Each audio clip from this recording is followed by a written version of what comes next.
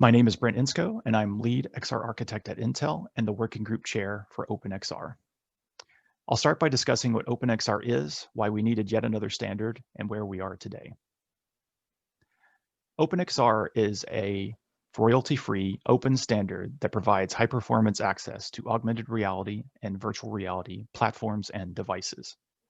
As a note, I'll be using the term XR throughout the talk, which include AR and VR and MR and any other similar technologies.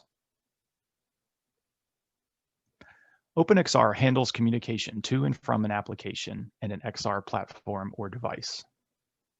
An XR platform provides the application information such as the head and hand position information about the controllers and the input state such as whether a button has been pressed or released, and also display configuration and form factor information such as whether there is a single display or multiple displays. The application provides the XR platform an image or images to display, audio, and also haptic responses, such as vibrational responses in controllers. Before OpenXR, an application developer would have to program each platform's proprietary API. This becomes a daunting challenge as you support more platforms, both from a development perspective, but also a validation and testing perspective. OpenXR enables application developers to program to a single, common, high-performance API, which supports a number of different AR and VR platforms. OpenXR contains everything an application needs to drive XR devices in a system, including device discovery, event processing, sensor tracking, and pose calculations on the input side, and frame display timing and composition, plus haptic controls on the output side.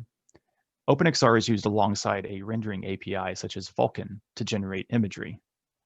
OpenXR can be used with any 3D API, but a new generation API such as Vulkan is particularly well suited to create applications with high rendering performance and a low latency that are so vital for a compelling XR experience. So this is a high-level overview of a possible OpenXR application, and it's just to give an example of the flow of the program and the steps involved. We don't have time to get into the details today, so I encourage you to check out our GitHub repository and member company sites for sample code to start from. This July, we gave a one-year update after the release of the 1.0 specification at SIGGRAPH last year. We have launched the OpenXR adopter program and open sourced the conformance test suite on GitHub. We have a number of OpenXR conformant platforms and additional developer preview implementations. And we have also released hand and eye tracking extensions for advanced user interfaces. So now I'll talk briefly about the latest developments with OpenXR. In October, Unity announced upcoming OpenXR support by the end of the year on partner platforms, with further support coming early next year for all conformant OpenXR 1.0 runtimes. Also in October, the Blender Foundation, the organization behind Blender, the free open source 3D creation suite, has joined Khronos. This enables them to help shape the future of OpenXR, Vulkan, GLTF, and many other Khronos APIs. We also have two new conformant implementations. We have the Oculus Quest 2 and the HTC Vive Cosmos. Given a current implementation status update, we currently have conformant implementations including the Microsoft HoloLens 2 and all Windows Mixed Reality headsets. For Oculus, we have the Rift S on the PC, as well as the Quest and Quest 2 all-in-one devices, and we have the HTC Vive Cosmos. For developer preview implementations, we have Valve with a preview implementation on Steam VR. We have Vario with their various headsets, and we have an open source implementation named Monado, provided by Collabora. With these initial conformant devices, we can really show off the flexibility of OpenXR. We have devices that cover both AR and VR. We have devices that are tethered to a PC as well as all-in-one devices. And we have devices that support Android as well as Windows. By the end of the year, OpenXR will have wide support across game and rendering engines. Unreal Engine has supported OpenXR since last year and has since released improvements around performance and mixed reality capture. Blender has supported OpenXR since its 2.83 release in June, using OpenXR for VR scene inspection. And as mentioned earlier, Unity support is coming very soon. It's still early days for game support for OpenXR, but Microsoft has announced that Minecraft's new Render Dragon rendering engine is building its desktop VR support on OpenXR. OpenXR has been integrated into Chromium, the open source browser project, and with release 81, OpenXR is the default backend for WebXR support. This enables Google Chrome and Microsoft Edge browsers to use any OpenXR compatible device. We've also released, as I mentioned earlier, cross-vendor OpenXR extensions for advanced user interfaces, including hand tracking and eye tracking. And to give a bit more detail on the OpenXR hand tracking extension, it's a multi-vendor extension which enables applications to render fully articulated hands in XR experiences and to use these virtual hands to interact in XR. It includes all the major hand tracking solution providers in XR on the same standard and includes support for a wide range of hand tracking technologies, such as optical hand tracking from Ultraleap, Oculus, Magic Leap, and HoloLens, as well as controller-based hand tracking, such as the Valve Index and Oculus Touch controllers. There is also an experimental overlays extension. This extension allows overlays apps to insert their content into another application's world. This extension was added to OpenXR in version 1.0.8. Developers who want to test out overlays and provide feedback regarding the extension can try it out on Collabora's Monado on Linux, or download the work-in-progress API layer from LunarG and Pluto VR on Windows. LunarG has made the API layer source available on GitHub. We also mentioned briefly earlier the developer preview implementations, and one of which is Monado. Monado is a fully open-sourced permissive license provided by Collabora and community. It's currently passing conformance, though it's not yet a fully conformant implementation, and it supports overlays and has Android support. We also have member companies helping to advocate for OpenXR. HoloChip is creating a set of resources for OpenXR developers, which will be accessible on their website. The resources will cover the basics of setting up an application, the OpenXR development environment, including the OpenXR SDK, runtime, device driver, and a sample application. It will also cover modifying the runtime functionality, such as the SLAM implementation, and creating OpenXR extensions. HoloChip also offers consulting services in support of OpenXR. So now is the time to get involved with OpenXR. Kronos has open sourced the conformance test and launched the adopters program. We have officially conformant runtimes from Microsoft, Oculus, and HTC. We have preview implementations from Valve, Vario, and Collabora. We have hand and eye tracking cross-vendor extensions for advanced user interfaces and the experimental overlays extension. And OpenXR is being used by real software today. We have Unreal, Blender, Chrome, Edge, and soon Unity and Minecraft support. Thanks, and visit our website for more information. Hello everyone, and welcome to our class on interaction in OpenXR. The plan for the talk today is to first spend a few moments introducing myself. We'll briefly discuss the basic object handle types in OpenXR. At that point, we'll have the background to explore how OpenXR models interaction. We'll then walk through a sample of actions in the HelloXR application. My name is Ryan Pavlik. I've been working in the VR realm since around 2009. I've been involved with the OpenXR working group since the first official meeting in 2017. I was elected specification editor for the OpenXR working group in 2019. I am a principal software engineer at Collabora, where I work on customer projects in the XR team and contribute to our OpenXR runtime Monado. There are a number of important objects in OpenXR which are represented by handle types. These are the main handle types. All handle types except XR instance have a parent handle type. In OpenXR, destroying a parent handle also destroys all handles that come from it. For example, if you destroy a session, that also destroys the associated spaces and swap chains. If you destroy the instance, that destroys all the handle types shown here, since they all come from the instance. In addition to handles, there are two additional types known as atoms. They're not objects, and they don't have an explicit lifetime. They're just coded numbers that represent some fixed thing in the runtime. The one you'll work with most often is a path. An XR path is a number that corresponds to a string, representing a semantic path. We'll come back to this later.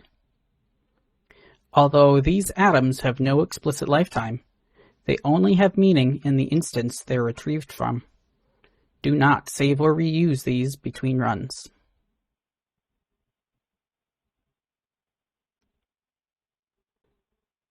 An important part of immersive technology is interaction. Before we get into the details of how an OpenXR application is structured, let's take a few minutes to look at how OpenXR models interaction, since it might be a new approach for you. OpenXR focuses on the actions that a user takes in your application instead of on the buttons and controllers that are used to perform those actions. This is an important part of the hardware independence provided by OpenXR.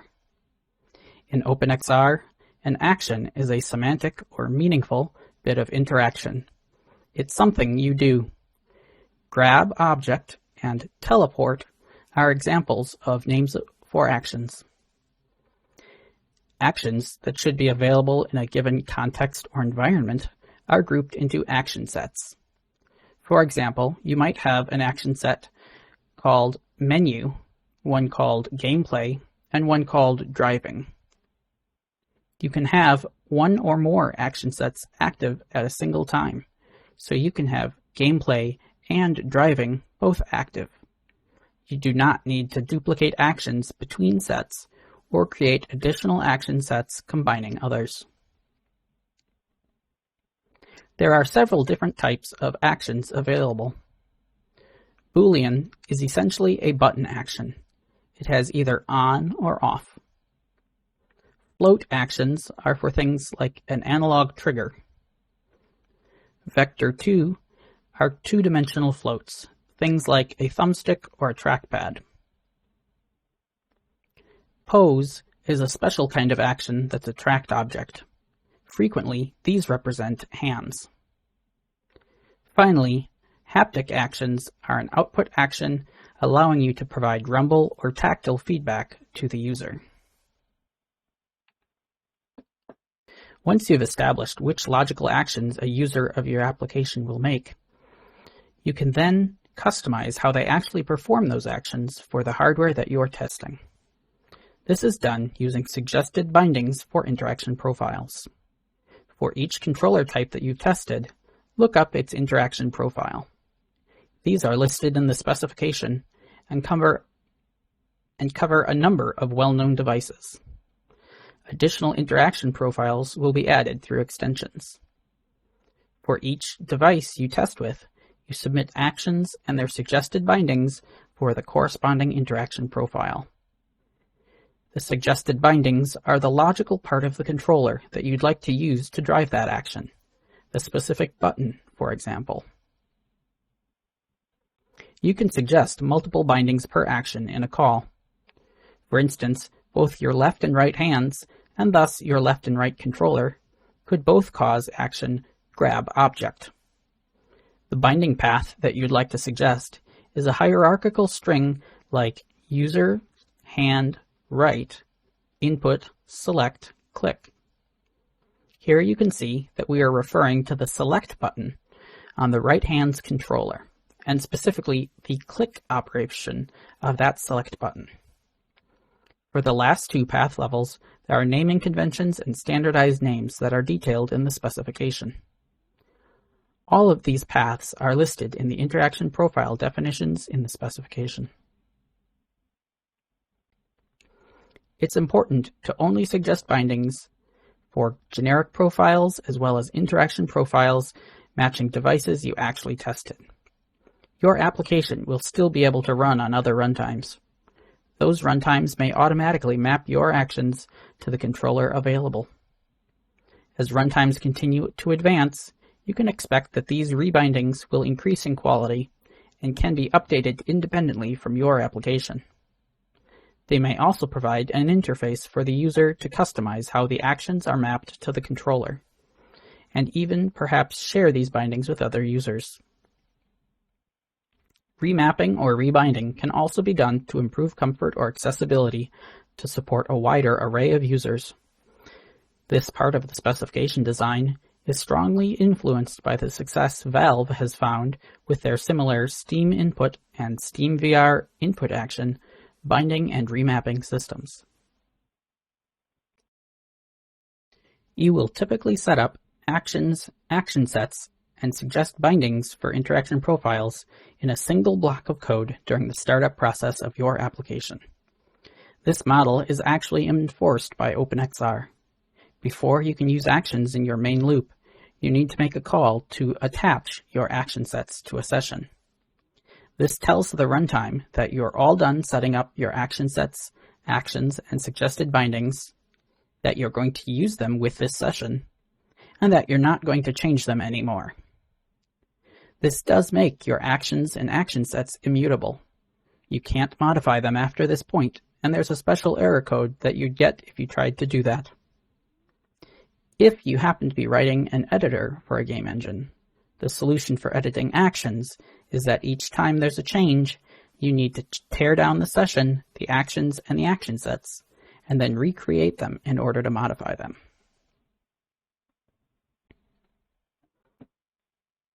This seems like a pain, but there's a reason that the action set is done all up front. The main reason is rebinding. We want the runtime to be able to provide the user with the maximum ability to configure how they're interacting with the application right away. To do this, your application must provide the runtime with the maximum information about its interactions as early as it can. That way, when a user launches your application, if you do not have suggested bindings for the hardware that they're using, the runtime can remap the actions automatically, or pop up a user interface that lets them map your specified actions to the hardware that they have available. This would happen behind the scenes and go unnoticed by your application. You just get compatibility. If you are able to add actions and action sets later on during execution, it would then interrupt the flow of your application if rebinding needs to be done a second time. Additionally, if a runtime supports sharing bindings between users, you'd be able to compose a binding that supports all actions only if action setup is done all at once. Otherwise, for example, if there's an action or action set that's only used in the last scene or two of your game, then a community-created rebinding might be incomplete if that scene was not yet reached, or if the scene was on a path that wasn't reached, making it less useful in general.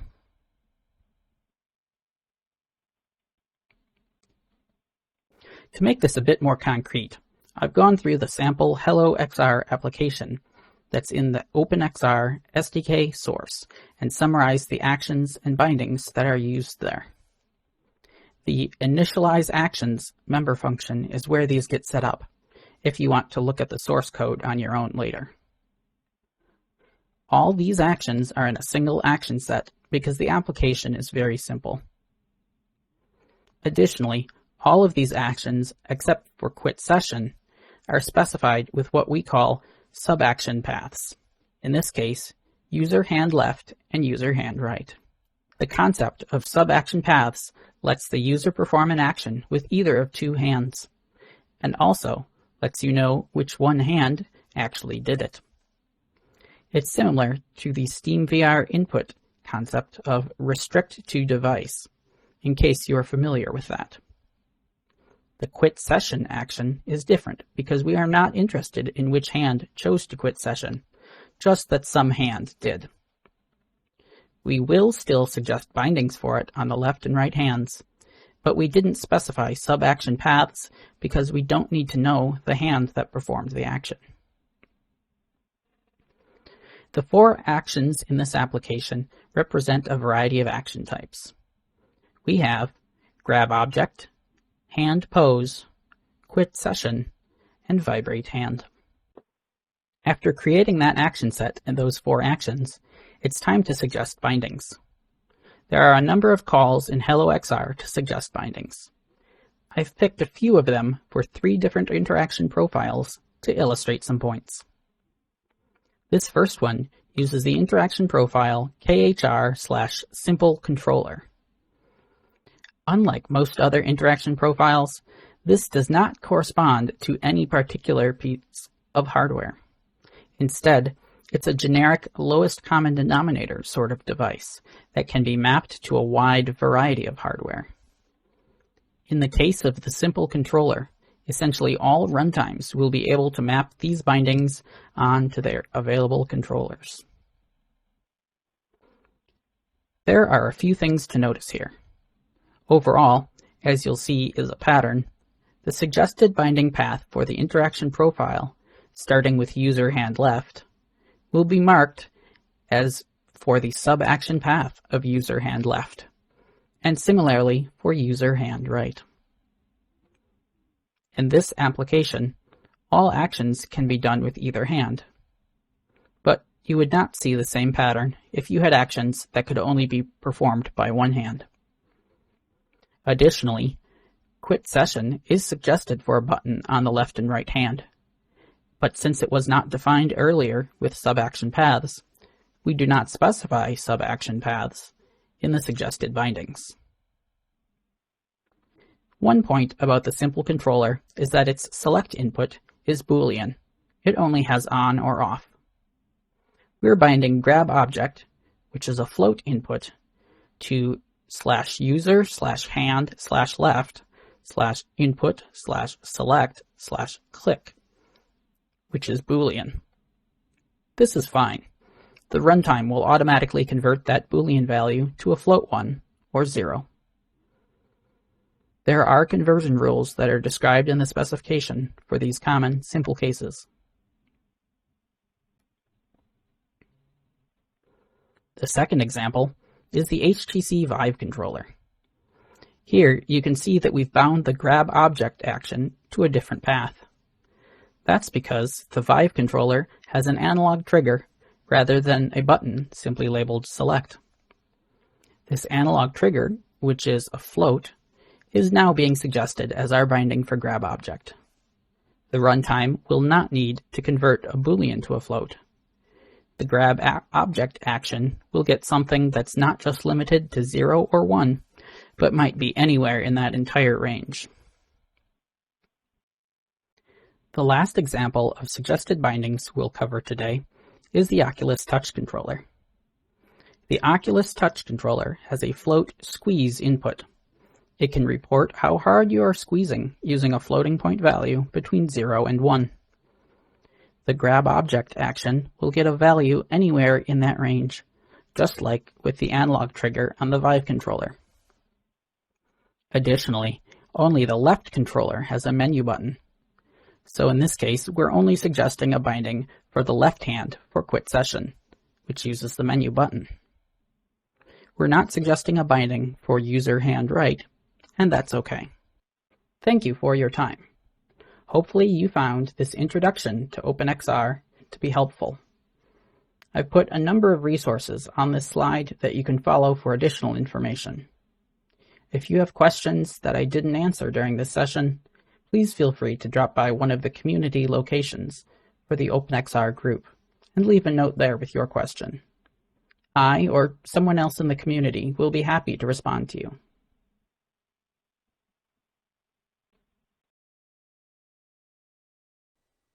Hello, XR Kaigi. I am Lochman Ford, and I'm going to be talking about future-proof XR. First of all, before I start, I'd like to thank Brent and Ryan for their wonderful presentations. Brent for taking us through the history and current state of OpenXR, and Ryan for his insightful rundown of the more technical details of the standard. And thank you all for tuning in as well. So what am I going to talk about today? First, I'd like to talk a little bit about myself and my background, and then delve deeper into what I mean by future-proof XR. This talk will be a little more conceptual than the others, but I'll also be diving deep into technical details as well. As mentioned earlier, my name is Lochman Ford, and I am a software engineer at Microsoft. I work on the mixed reality team, and there I work on HoloLens and Windows Mixed Reality, mainly with a focus in implementation of open standards such as OpenXR and WebXR.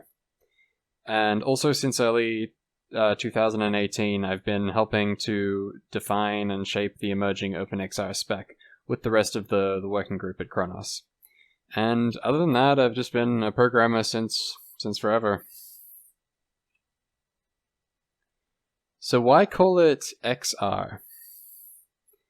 Well, as Brent mentioned, an X looks like a V on top of an A. So it could stand for VR for virtual reality, or AR for augmented reality. But it's more than that. XR is a nascent and emerging technology that is rapidly evolving and transforming. Computing is undergoing a shift towards spatial, and it's impossible to predict what the spatial computing devices of the future will look like. They already take on many forms, from camera pass-through AR on phones and some head-mounted displays, to fully immersive VR and head-mounted stereoscopic AR like HoloLens, as well as projection-mapped cave systems and head-tracked magic window systems. So how do you create a standard that can describe all of that?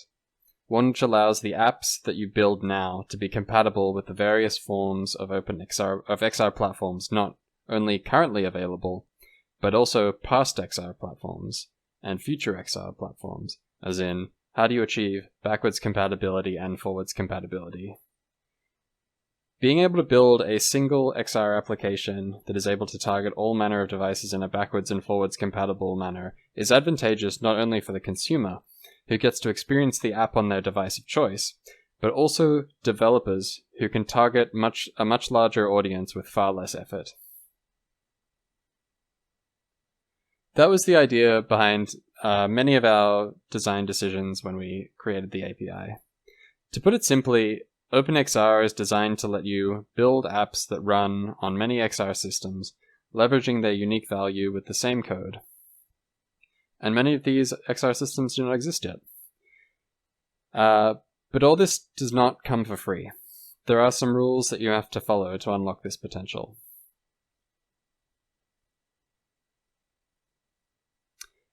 Now, I'm going to take you through the various parts of the OpenXR API and give some background as to why they're designed the way they were, and also examine a few traps that you could fall into when using these APIs. If you avoid these traps, you are more likely to create future-proof OpenXR applications.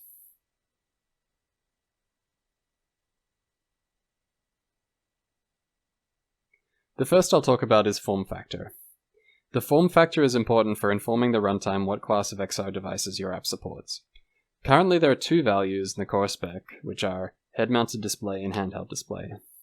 This is important as the UX for each is very different, and behaviors of runtime will also be very different. For example, the view reference space is located on the display, which for head-mounted displays implies that it tracks with the user's head. But for handheld devices, it would actually track with the device itself, as the display would be on the device held in the palm of the user's hand. A runtime may support multiple form factors. For instance, a phone may be able to slot into a Google Cardboard-like device and become a VR headset. Apps must be responsive to this and change their UX accordingly. Next, I'll talk about view configurations. Each system has its own ways to render, which is partially encapsulated by the View Configuration API. There are general kinds of view configurations, such as mono and stereo, and also special kinds, such as Quad Vario or Microsoft's secondary mono first-person observer. The special kinds require special handling in code, such as extra application-provided data. You cannot assume that a view configuration will be supported based on the form factor. For example, a head-mounted display does not have to support a stereo view configuration, and a handheld device may support a stereo view configuration. Future platforms may have unexpected kinds of view configurations as well, perhaps due to lens and display technology innovations. Thus, the app has to query the runtime dynamically to handle what view configurations the runtime supports.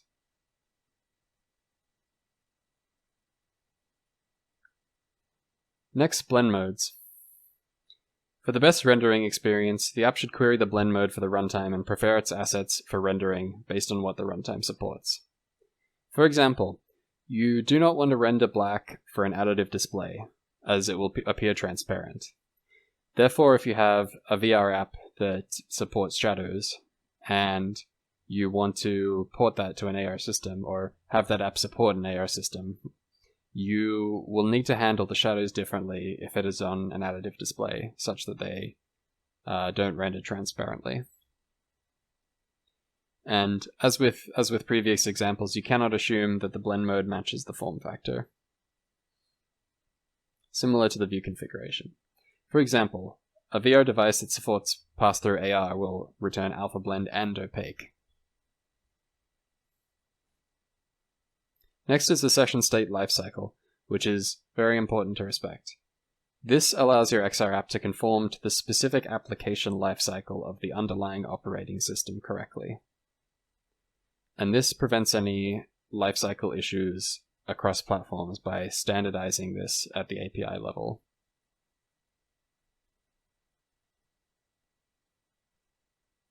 Next is spaces. It's important to note some reference spaces are optionally supported. For example, the stage reference space is currently not supported on HoloLens. As I mentioned earlier, a very common mistake that I see developers make is using the view space to find the location of the head. This is a mistake, as the view space is not where the head is on all runtimes. For example, in non-head-mounted systems, it will be wherever the screen of the device is. In fact, even on head-mounted systems, the view space origin is somewhere in the region of where the displays are of the system, but it's not in a reliable place on all systems, and so you shouldn't rely on that. Another mistake is using the view space to generate rendering parameters like view matrices and projection matrices. This might appear to work on some runtimes, by virtue of the view space being near where the physical views are, but it will fail catastrophically on other runtimes. The view space is supposed to be used for targeting rays, and screen space or view-locked positioning of UI elements. Speaking of generating rendering parameters, the correct way to do it is to always call into the runtime using XR locate views. The runtime will then generate the best rendering parameters which your app should then utilize for rendering. Attempting to generate it yourself is generally a bad idea, unless you are using an extension which lets you augment the data, such as XR Epic View Configuration FOV, which modifies the data in participation with the runtime.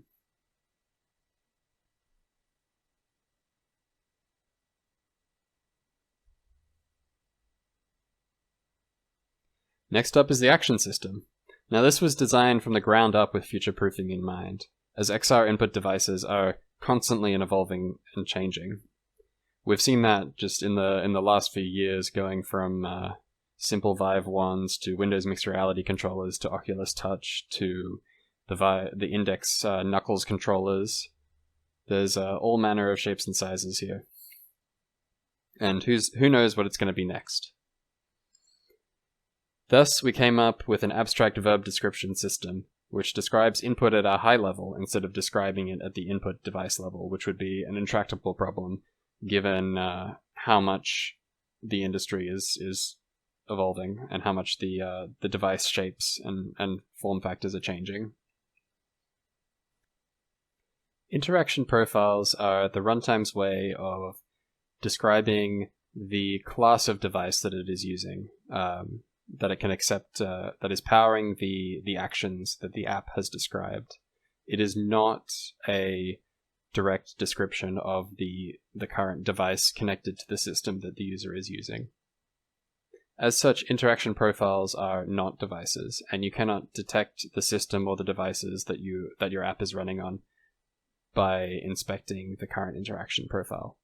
The purpose of the interaction profile is to inform the UX of the input UX of the app based on the class of input device that is used. If utilized properly, describing your input at a high level using the action system will allow all kinds of future devices to be compatible with your app. It would be pretty amazing if in the future the OpenXR apps which we make today would be compatible with crazy future hardware like brain implants and Neuralinks and those sorts of things. Now, the last thing I wanted to talk about was extensions. When everything else is covered by the core API, what's left is platform-specific functionality. This functionality is unlocked through extensions. Some are multi-vendor, some are single-vendor.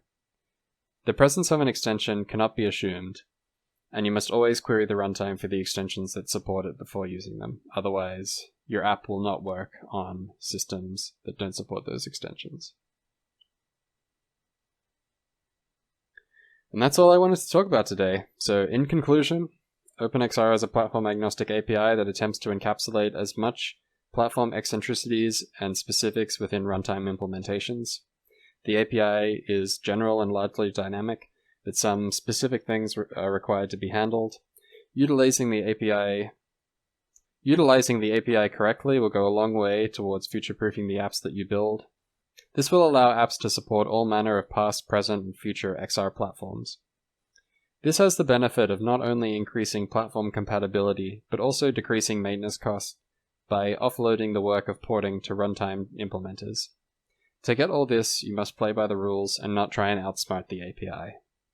Fingerprinting is generally bad and will cause your app to not be future-proof.